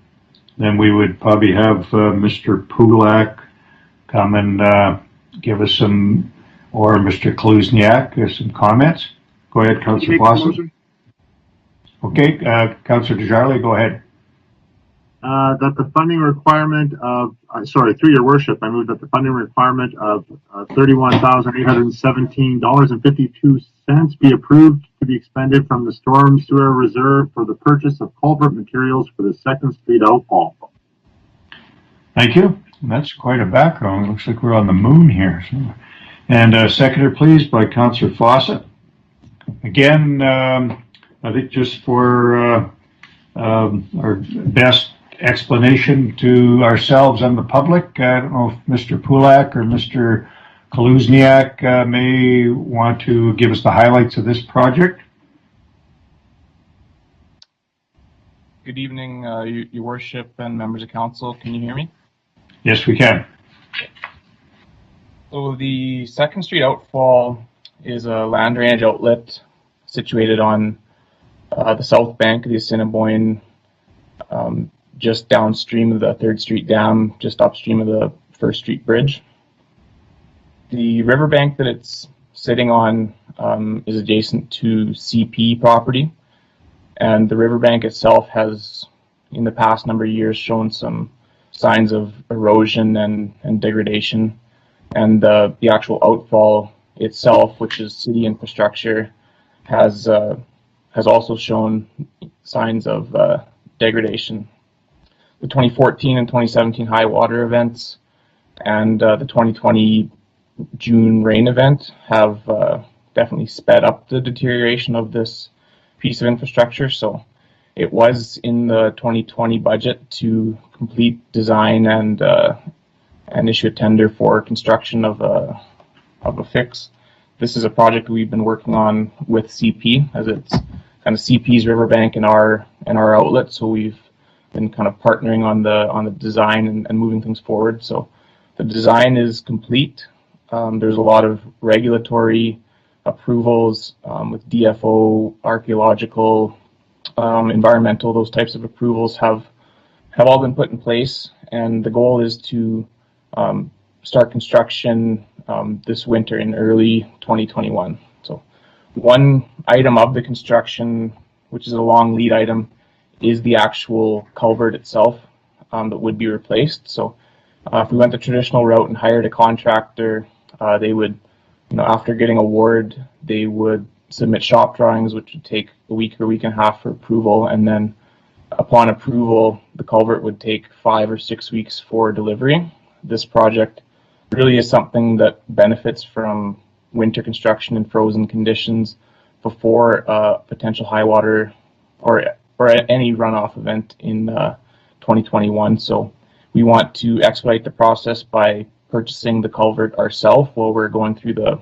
final steps of the procurement, so that we can basically speed the process along. So in the 2021 financial plan, we have $650,000 proposed for this project. And what we're asking for right now is for a small chunk of that, a little over 31,000, be approved for the purchase of the culvert in advance of council budget deliberations. Excellent explanation. Any questions of Mr. Kaluzniak? Well, we have him. Not seeing any. Thank you very much, Aaron. No problem. Back to the main motion. The mover wish to speak, Councillor Desjardins? No, Your Worship, I'm good, thanks. Thank you very much. Any other member of council before we ask the question? Seeing none, call for the question then. All those in favor? Opposed? And it is carried. Thank you very much. Next item, please. Under the order of bylaws, Your Worship, bylaw number 7226, which is to rezone property at 700 33rd Street East, and third reading is recommended. Thank you very much. Not sure if this is in Councillor Chaboyer's ward or Councillor Brown. I think it's probably mine. Okay, go ahead, Councillor Chaboyer. I move that bylaw number 7226 to rezone the property at 733rd Street East from development reserve and industrial general zones to industrial heavy zone be read a third and final time. Seconder, please. Councillor Fawcett.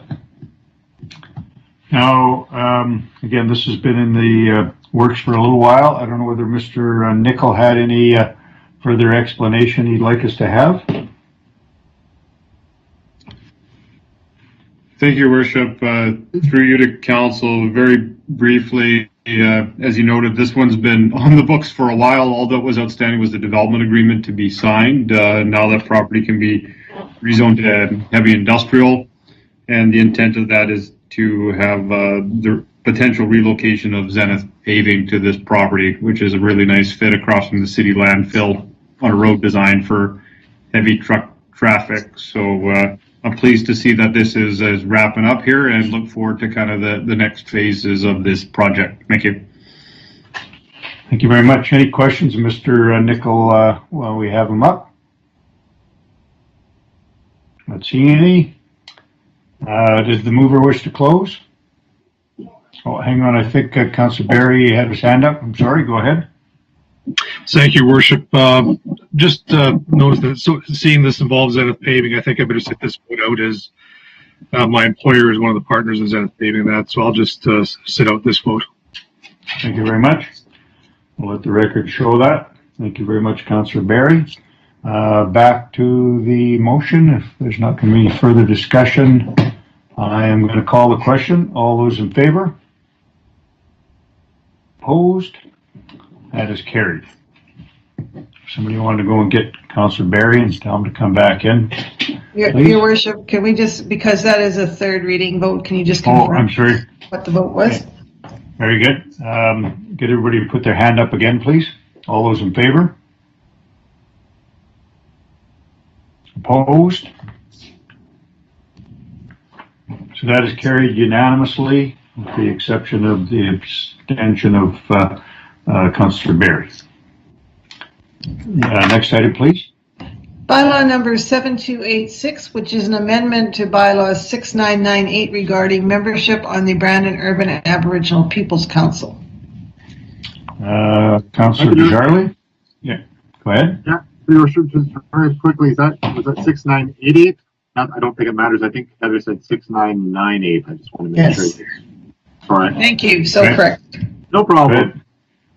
Thank you, through your worship. I move that bylaw number 7286 to amend bylaw number 6988 with respect to membership of the Brandon Urban Aboriginal Peoples Council be read a second time. Thank you. Seconder, please, by Councillor Fawcett. Whoever wishes to speak.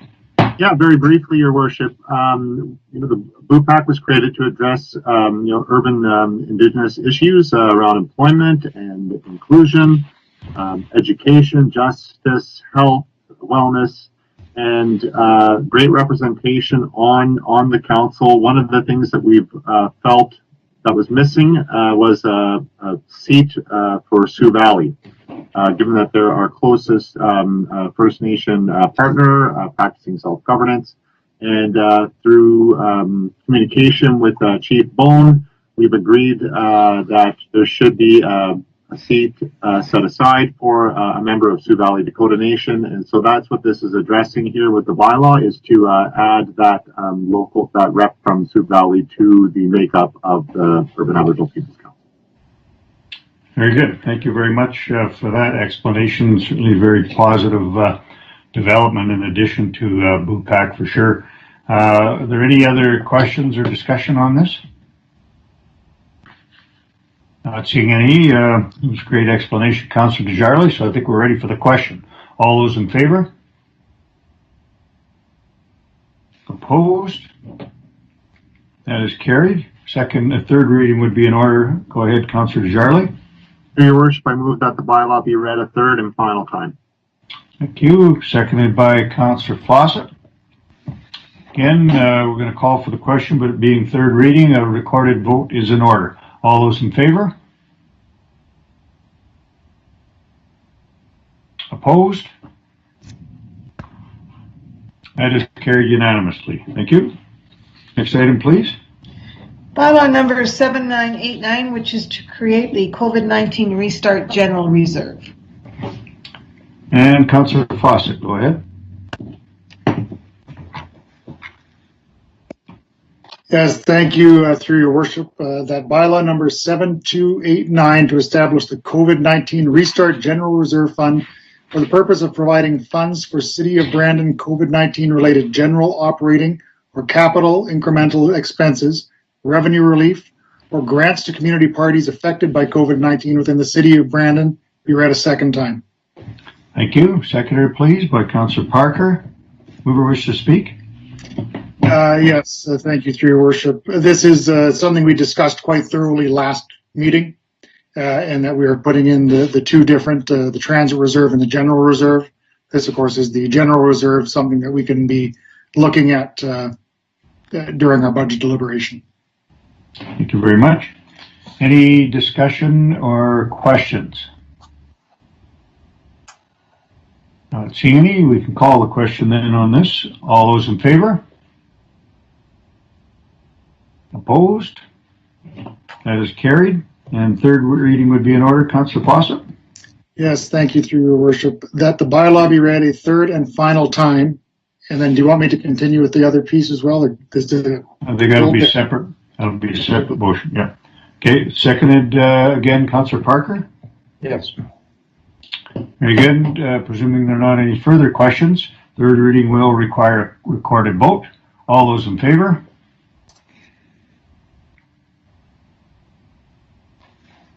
Opposed? That is carried unanimously. Thank you. And now the last part, if you like, Councillor Fawcett. Yes, thank you. Again, through your worship, that $2,675,233 received by the City of Brandon under the Federal Safe Restart Funding Agreement be transferred to this newly created reserve. Seconder, please. Councillor Parker. Both of these are members of the Audit and Finance Committee, I might add. Any mover wish to speak on this? Again, through your worship, we discussed this quite thoroughly at our last meeting and had Mr. Hammond and everyone explaining it. So this is all going in there. We will deliberate during budget as to where things may need to go, and we don't know where things are going over the next year either. So we want to keep it in its safe haven. That's correct. Any further discussion on this motion before we call the question? Seeing none, call the question then. All those in favor? Opposed? That is carried. Thank you very much. Next item, please. Bylaw number 7290, which is to create the COVID-19 Transit Reserve. Would like to take that one. Councillor Fawcett, go ahead. Yeah, thank you, through your worship. That bylaw number 7290 to establish the COVID-19 Restart Transit Reserve Fund for the purpose of providing funds for City of Brandon COVID-19 related transit operating or capital incremental expenses and transit revenue relief be read a second time. Thank you. Seconded by Councillor Barry. And any further discussion? Again, this just follows Councillor Fawcett's previous explanations of the two reserves are setting up from the COVID funds. And if there are no questions, then we are going to call the question. All those in favor?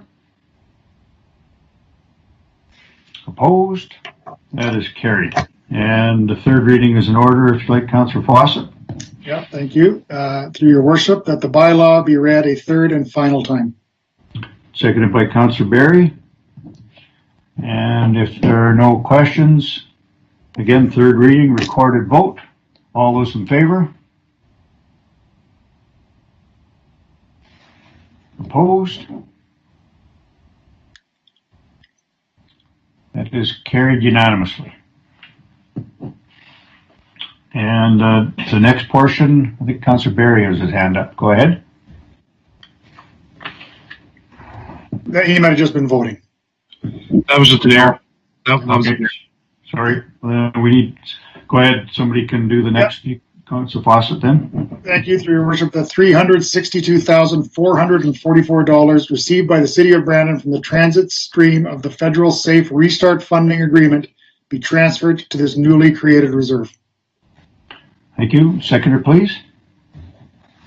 Councillor Barry. Any discussion? Not calling for the question. All those in favor? Opposed? And that is carried. Thank you. Next item, please. Bylaw number 7291, which is to repeal the extended holiday shopping bylaw 6344. First reading, Councillor Parker, go ahead. Thank you, Your Worship. I move that bylaw number 7291 to repeal bylaw number 6344 as amended to permit expanded retail shopping on certain public holidays, including Sundays, be read a first time. Seconder, please. Councillor Fawcett. Thank you. Again, first reading, not normally debatable, just gets the process started. So we're going to call the question. All those in favor? Opposed? That is carried. Thank you very much. Next item, please.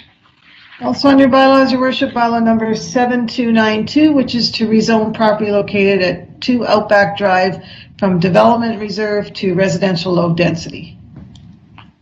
Councillor Fawcett, go ahead. Your ward. Yes, thank you, through your worship again, that bylaw number 7292 to rezone property located at 2 Outback Drive from development reserve zone to residential low density zone be read a first time. Thank you. Seconder, please.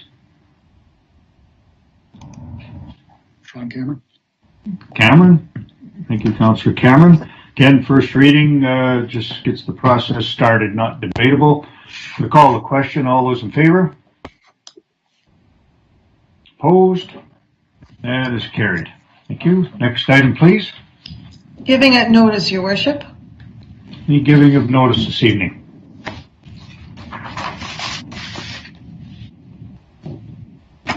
Not seeing any, other than Councillor Parker's new toque.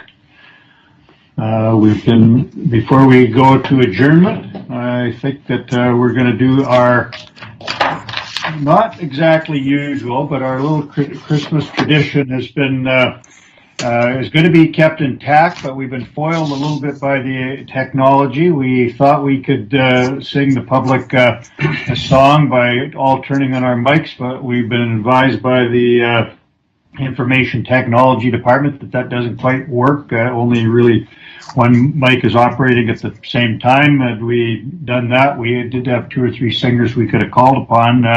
But instead, we've come up with something a little bit alternative that every councillor can participate in. So sit back and relax for a couple of minutes while council recites the famous poem by Clement Moore called "'Twas the Night Before Christmas." So I'm going to lead us off, and everybody get ready for your part and turn your microphone on in time for that. 'Twas the night before Christmas when all through the house not a creature was stirring, not even a mouse. The stockings were hung by the chimney with care in hopes that St. Nicholas soon would be there. The children were nestled all snug in their beds, while visions of sugar plums danced in their heads, and Mama in her kerchief and I in my cap had just settled our brains for a long winter's nap. When out on the roof there arose such a clatter, I sprang from my bed to see what was the matter. Away to the window I flew like a flash, tore open the shutter, and threw up the sash. The moon on the breast of the new fallen snow gave the luster of midday to objects below, when what to my wandering eye would appear but a miniature sleigh and 8 tiny reindeer. With a little old driver so lively and quick, I knew in a moment it must be St. Nick. More rapid than eagles his coursers they came, and he whistled and shouted and called them by name. Now Dasher, now Dancer, now Prancer and Vixen, on Comet, on Cupid, on Donner and Blitzen, to the top of the porch, to the top of the wall. Now dash away, dash away, dash away all. As dry leaves that before the wild hurricane fly, when they meet with an obstacle, mount to the sky. So up to the housetop the coursers they flew, with a sleigh full of toys, and St. Nicholas too. And then in a twinkling, I heard on the roof the prancing and pawing of each little hoof. As I drew in my head and was turning around, down the chimney St. Nicholas came with a bound.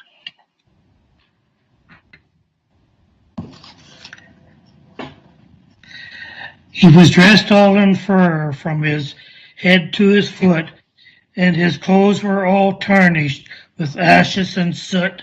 A bundle of toys he had flung on his back, and he looked like a peddler just opening his pack.